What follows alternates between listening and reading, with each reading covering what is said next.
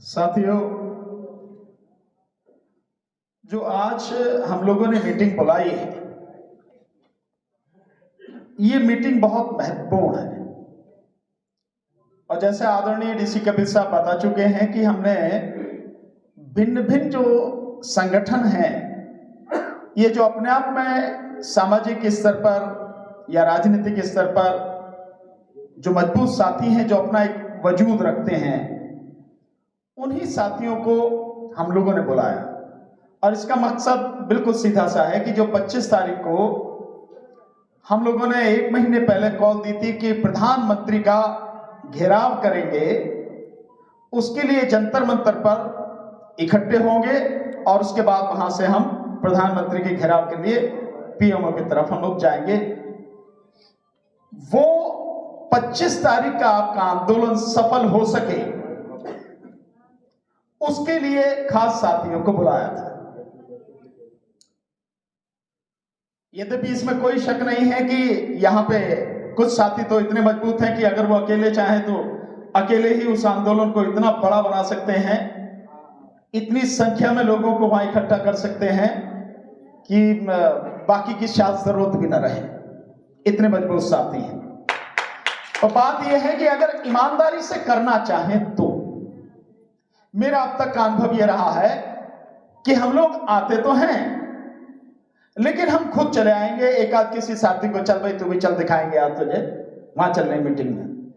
हम जिस तरह से किसी चीज को सपोर्ट करने के लिए आना चाहिए, 2, 4, 10, 20, 50 साथियों को कन्विंस करके वहां तक पहुंचाने का प्रयास करें, साथ में लेके आए, वैसा हम लोग करते रहिए। अगर हम इस तरह से करने लगे तो आंदोलन इतने मजबूत हो जाए कि सरकार को ज्यादा आंदोलनों की जरूरत नहीं पड़ेगी। 1-2 आंदोलन में सरकार हिल के घुटनों पर आ जाएगी। जैसे अगर आप किसानों की बात करें, आज की तारीख में शंभू बॉर्डर पर जो किसान हैं, उनकी संख्या 2 लाख से ज्यादा है।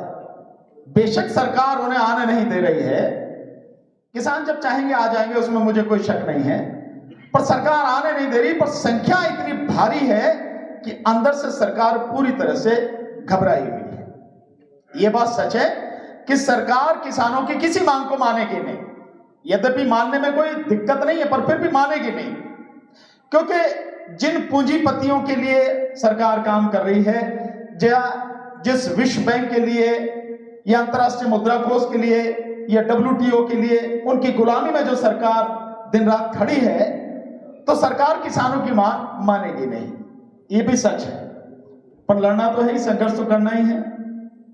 ठीक इसी तरह से ये जो ईवीएम की लड़ाई है, हम लोगों ने 2019 से जब शुरू की और आज हम जहां खड़े हैं, जमीन आसमान का इसमें अंतर है। आज बहुत चैनल हैं, बहुत अच्छे वरिष्ठ पत्रकार हैं जो लगातार इस मांग को, ईवीएम की गड़बड़ी को, ईवीएम में घोटाले को, हेरफेर को बड़ी प्रमुखता से उठा रहे हैं, बहुत जबरदस्त तरीके से। ऐसा पहले नहीं था।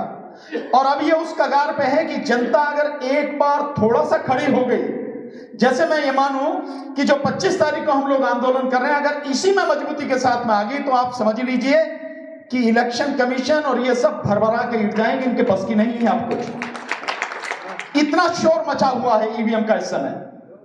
और ईवीएम का शोर इस कदर है कि जो ये मंदिर का मुद्दा लेके चले, तो वो मुद्दा कहीं खो गया।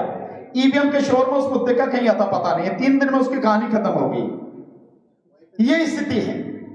सो हम लोग अगर ईमानदारी से काम करेंगे, तो अभी हमारे पास आज 20 तारीख है, आज से लेके 4.5 दिन तो है ही। अगर 2 घंटे भी हम लोग काम कर रहे हैं आज ही से, और लोगों को फोन करें, लोगों को कन्विंस करें, तो मैं जानता हूं कि जंतर मंतर पर उस दिन जगह नहीं मिलेगी लोगों के खड़े होने की। इतनी भीड़ वहां पर हो सकती है अगर हम लोग चाहें तो। और अगर हम किसी की टांगे पकड़ के खींचने के आदी हो गए हैं या चाह रहे हो टांग पकड़ के खींचना, तो जो होना वो होगा, या नहीं साथी? अभी आदरणीय डीएन सिंह साहब ने एक बात कही कि दोनों इकट्ठे होके चले। बहुत सही बात। इकट्ठे होके चलने में ही सबका फायदा है। लेकिन मेरा एक सवाल है, बहुत सीधा सा, हालांकि वो उन्होंने भी कह दिया था।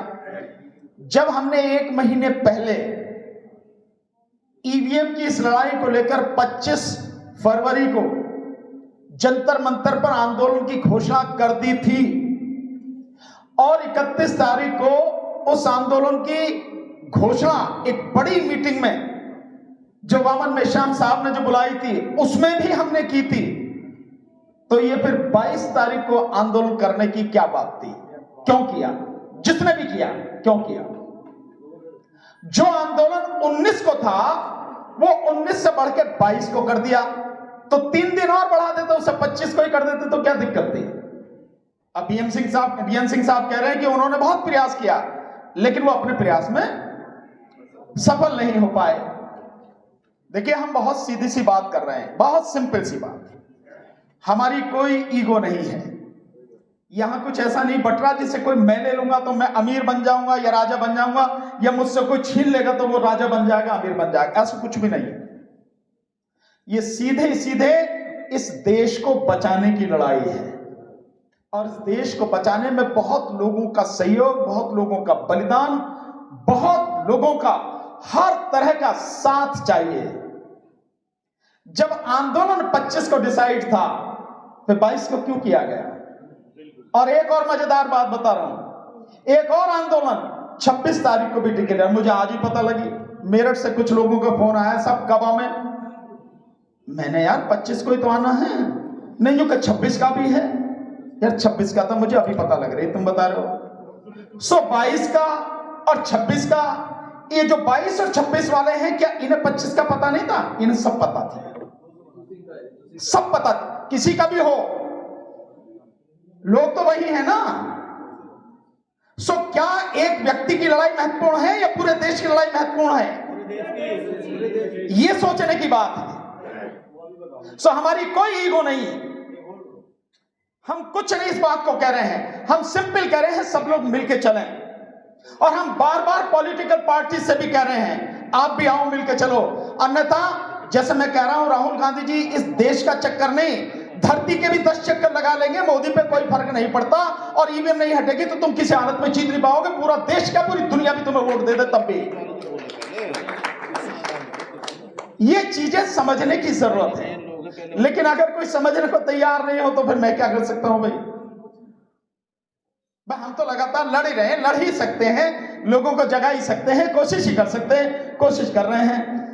पर मैं इतनी बात जरूर जानता हूं, कोई कुछ भी कर ले, कोई कहीं भी अलग कर ले, कुछ कर ले, पर मेरा एक निर्णय है, मेरे साथियों का, टीम का एक निर्णय है, और ये बिल्कुल हम जमीन पर इस बार उतार के दिखाएंगे कि 2024 का चुनाव ईवीएम से नहीं होने देंगे। जितना भी दम हो सरकार लगा ले या इलेक्शन कमीशन लगा ले, जितना भी दम हो, हम उसी के लिए काम कर रहे हैं। मुझे नहीं पता इलेक्शन कमीशन या सरकार के पास कितना इंटेलिजेंस आउटपुट है, पर मेरे पास जो आउटपुट है, ये आंदोलन गांव-गांव और घर-घर तक पहुंच गया। और आप बीएन सिंह साहब चिंता मत करो, इन्हें वहीं भुगतेंगे, गांव में भुगतेंगे, बिल्कुल चिंता की बात नहीं। अभी तो हमने कहा नहीं है ना, हमने कह दिया अभी कहा नहीं है, जब कहेंगे अभी और काम कर लेने दो, और दूर तक जाना है, अभी और लोगों तक पहुंचना है, सारे इंतजाम करेंगे, चिंता की कोई बात नहीं है। और ये जो 144 धारा 144 लगा के जो कर रहे हैं, इनसे कोई फर्क नहीं पड़ता, हम सारी चीजें जानते हैं क्या है, ये सब लगा के जो लोगों को मूर्ख बनाने की कोशिश कर रहे हैं। तो मेरा तो आप सबसे निवेदन है साथियों, विशेषकर यहां बैठे जो लोग हैं, आदरणीय टीएन सिंह साहब से भी मेरा निवेदन है, और भाई साहब राजकुमार जी से भी मेरा निवेदन है, भाई साहब छवि जी जो हैं, मेहराम छवि जी, वो कह ही चुके हैं, विनोद संगत जी हैं, हमारे बुद्धिस्ट सोसाइटी के जो साथी हैं उनसे हैं, सभी लोग जो हैं, मेरा तो यही निवेदन है, इस बार पूरी मजबूती के साथ आना है। ये चूक गए फिर कुछ बचेगा नहीं, आप ये सोचना। और मैं इसे डर फैलाने की बात नहीं कह रहा, मैं आपको सच्चाई बताने की बात कर रहा हूं। सो हमें इन सारी चीजों को देख के मेहनत करना है, काम करना है। मैं ये जो साथी बैठे हैं, मार्शल ग्रुप के कुछ साथी आए हैं। साथियों, इतने दिन से आप लड़ रहे हैं, आपकी आवाज कभी पहुंची कहीं तक? हम आपके साथ कितने दिन से जुड़े हैं, हफ्ता भर भी नहीं हुआ ढंग से, लेकिन आपकी आवाज न केवल असेंबली तक पहुंच गई, बल्कि आपके मुद्दे पर मंत्री जी बैठे हैं, राजन पाल गौतम जी, आपके मुद्दे के लिए पूरा एक दिन, संभवतः कल का दिन केवल आपके मुद्दे के लिए पूरा दिन चर्चा के लिए रखा गया और कल ही प्रस्ताव भी पास होगा।